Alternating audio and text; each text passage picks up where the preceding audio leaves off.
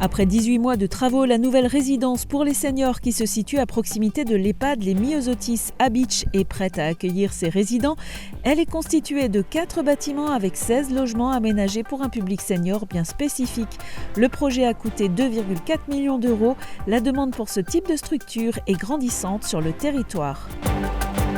Le GIEST réhabilite actuellement des logements à Putelange-au-Lac. Une quarantaine d'appartements de la résidence du parc sont concernés. Les travaux ont démarré en 2018 et devraient se terminer dans 2 mois. Les logements sont remis aux normes et à neuf par une dizaine d'entreprises différentes. Les Chœurs Éléphants continuent sur leur lancée avec une nouvelle session d'enregistrement au studio Crazy Sound de Bidin pour leur prochain album Couleur Éléphant. L'album compte 21 chansons au total, dont une créée spécialement pour l'occasion.